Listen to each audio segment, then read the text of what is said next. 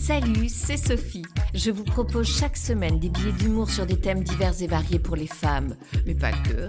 Pour les femmes expats, mais pas que. Pour les femmes expats à Dubaï, mais pas que. Bref, vous l'aurez compris, pas vraiment de règles, juste l'envie d'avoir un petit rictus.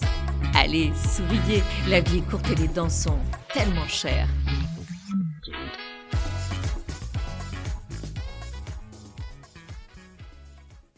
Ne comptez pas sur moi pour débattre de façon pseudo-socio-psycho-philosophico sur l'art d'être mère en général, mais je m'octroie le plaisir d'en découdre avec celui d'être maman à Dubaï en particulier. Alors, on nous aurait menti ? Au même titre que lorsque nous étions petites, on nous assurait que la naissance de nos enfants serait le plus beau jour de notre vie. Comment a-t-on pu nous faire gober que 24 heures de contraction et une épisio de 15 cm pour les plus chanceuses, allaient nous procurer autant de joie que lors de notre première rencontre avec un sac siglé? Comment a-t-on pu croire qu'élever nos chérubins à Dubaï serait aussi simple que d'enfiler un voile pour se transformer en Sherazade?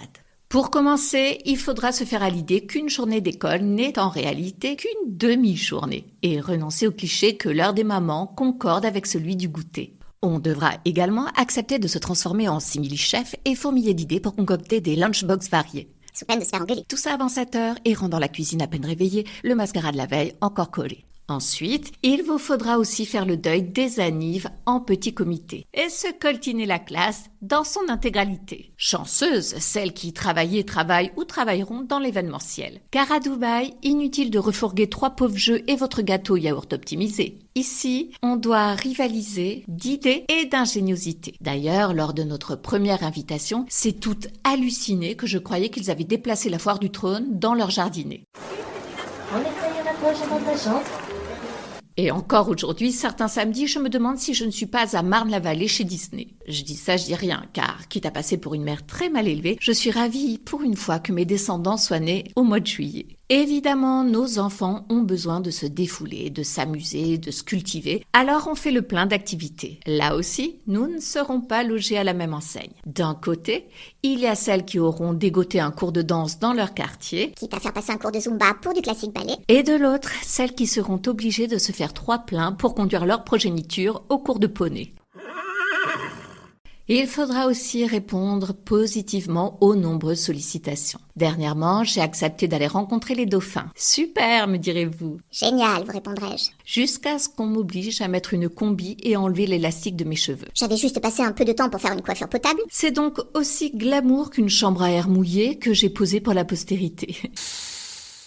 Mais un malheur n'arrivant jamais seul, nous avions droit, avec le ticket, à une entrée au parc aquatique. Après l'avoir esquivé depuis des années, force était de constater que j'allais devoir affronter ce que j'exècre le plus dans mon rôle de maman. Il faut que je vous confesse que depuis toujours, je déteste les parcs, jardins en tout genre. Passe encore le petit square parisien avec 3 copines et un café à la main, mais le plus grand parc aquatique du monde le week-end de l'Aïd...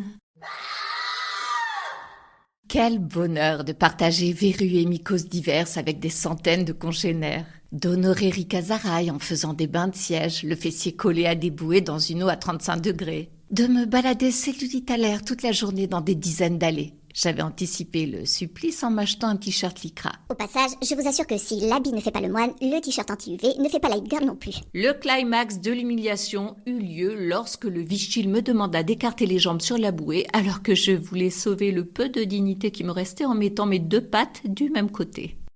Pour le déjeuner, on a été parachuté dans un fast-food dégueu. Les cuisses de poulet étaient de la taille d'un fémur humain. Économique, tu peux nourrir ta famille pendant une semaine avec les 2. Si l'enfer existe, je peux vous donner ses coordonnées. Quand mon mari a dit aux enfants qu'on rentrait, j'ai cru que c'était le plus beau jour de ma vie. Bon, restait 1 heure de queue pour le taxi, mais quel bonheur d'avoir pu renfiler un short et un chemisier. On pourra toujours trépigner, hurler, jurer, grogner. Être maman à Dubaï ou dans d'autres contrées nous entraînera toujours à faire n'importe quoi pour eux, ne serait-ce que pour apercevoir quelques secondes des étoiles dans leurs yeux.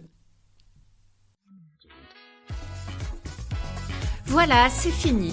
Si vous avez aimé, n'hésitez pas à liker et partager. Moi, je vous dis à la semaine prochaine pour un nouveau billet.